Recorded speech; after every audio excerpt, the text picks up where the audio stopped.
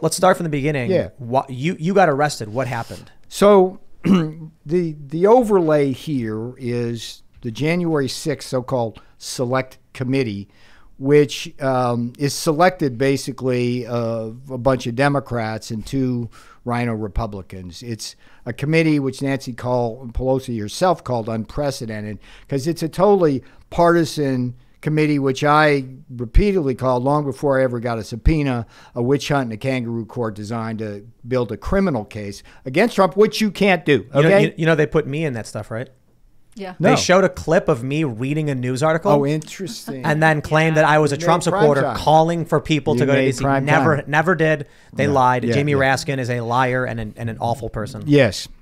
Anyway, so they subpoena me and command me, that's the term they use, to come and testify before Congress and provide them with some documents. Now, here's the constitutional problem and the rock and a hard place I'm in. As soon as they did that, we have the fact that Trump invokes what's called executive privilege.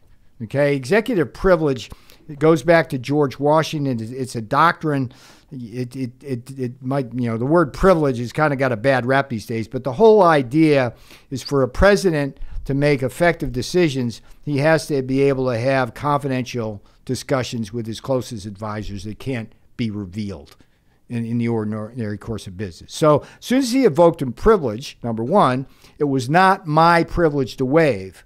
Number two, so I told the committee repeatedly, time and time again, go negotiate a waiver of the privilege with the president and his attorneys. This is the same argument that Steve Bannon's legal team used, right? That Trump had invoked executive privilege and he was not. It's the same argument that Mark Meadows, the former chief of staff, and Dan Scavino. They're arguing you lose, the president loses executive privilege the moment he walks out of office. Which is a fanciful and absurd notion which has no basis in the law. The point here it would mean is that you'd have no privilege during the presidency either. It's ridiculous. I think the privilege belongs to the office, not to the individual. It's crazy. Well, be careful with that because that's kind of their argument in some sense. Just go back to the logic of this. It's like makes no sense. If President Trump has executive privilege, and his predecessor comes in and immediately strips him of it, and then he never had it. Yeah, right? But I don't think you should be able to strip the presidency of its privilege. It's just that's okay. Well, so it's not the office; it's the individual who held the office. Yeah. Like any president who goes in and says, this privilege is required for the reason of having independent branches. If you left and then that could be taken away from you, you'd have civil war every 4 years. Literal civil war. Last tangent. Can a new president get the information from the old president's privilege, or are they privileged from each other? Like they're not allowed to know what each other has done? When a president, past or present, invokes executive privilege, then that privilege applies to whatever it is he's invoked it on.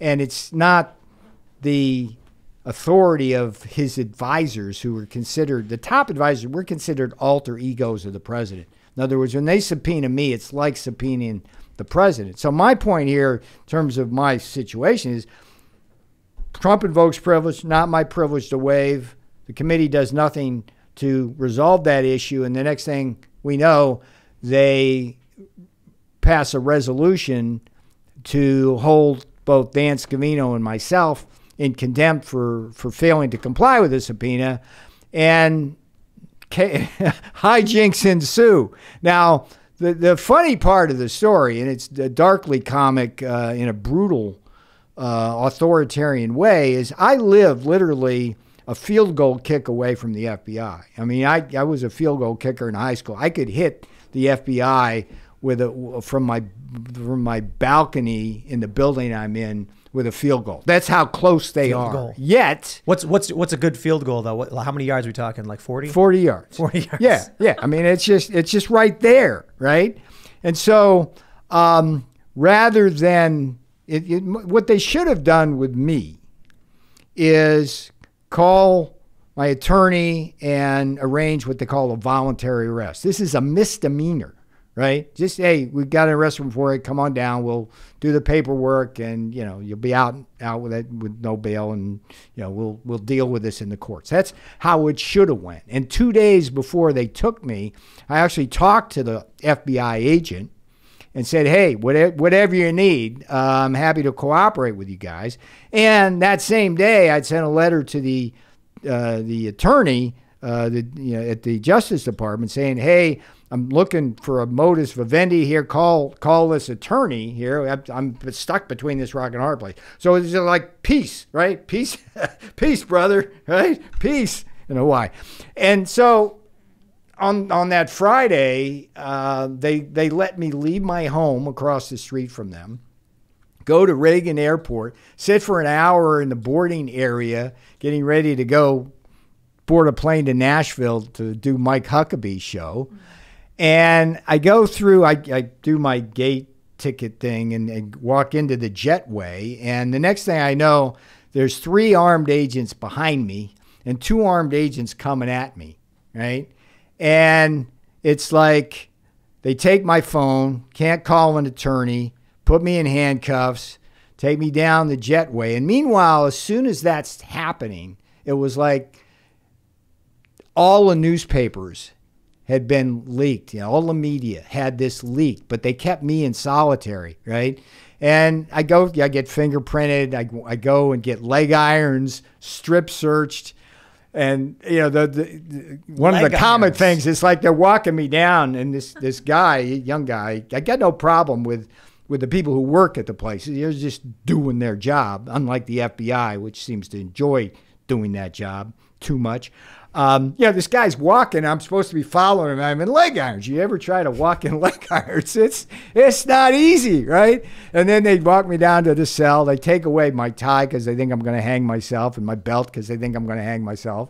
And it's just like, why'd they put you in leg irons? So he can't escape.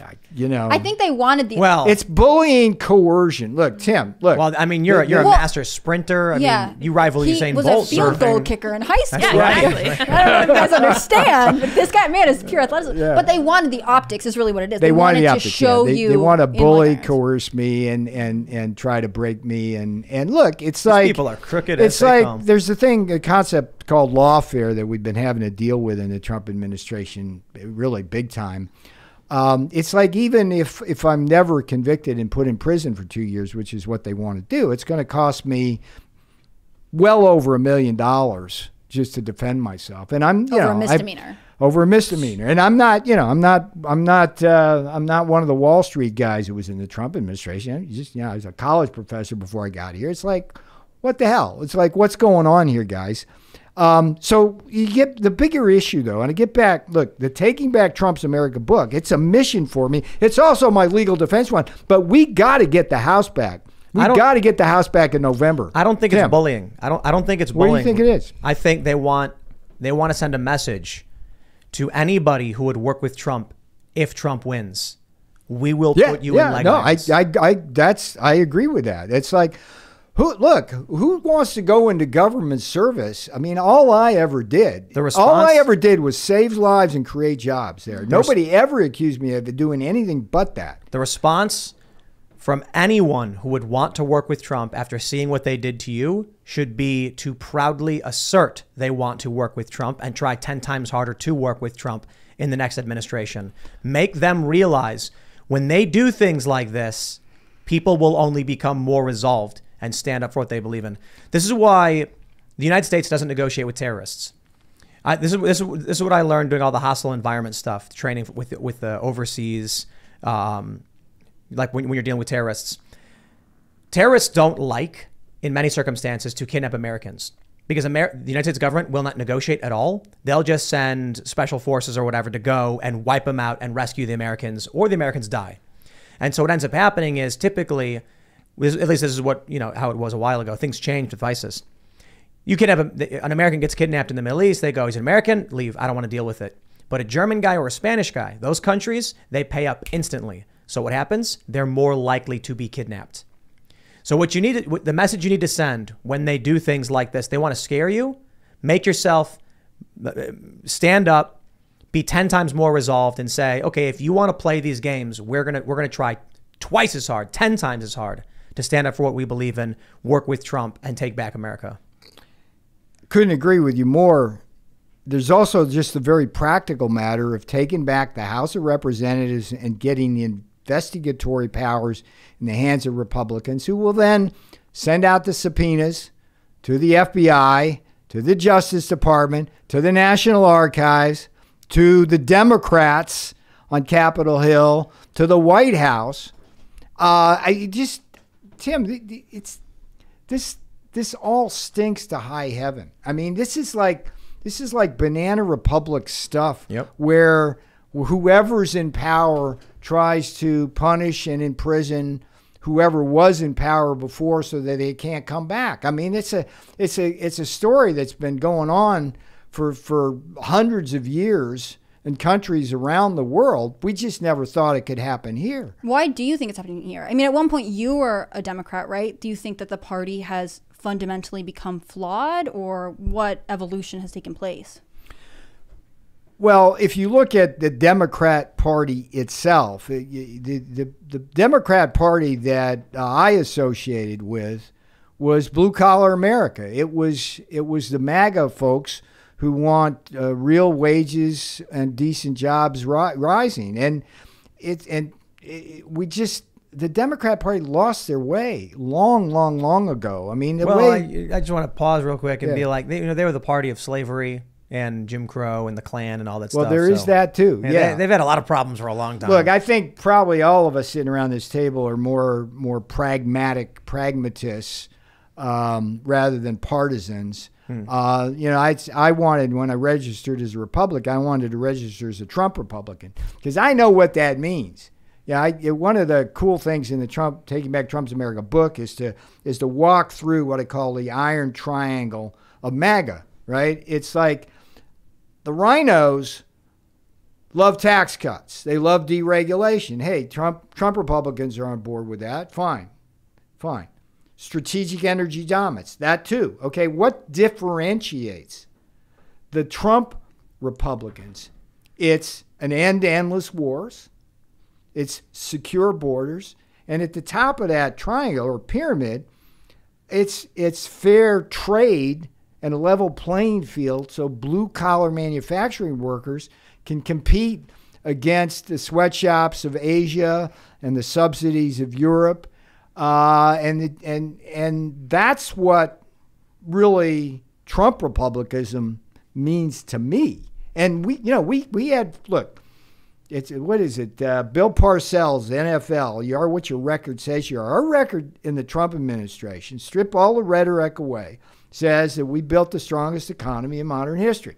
Okay? We have turned the strongest economy in modern history over to a regime which, and you folks are way too young to understand this, is a replay of the worst decade of the 20th century, which was the 1970s. In many ways, the 70s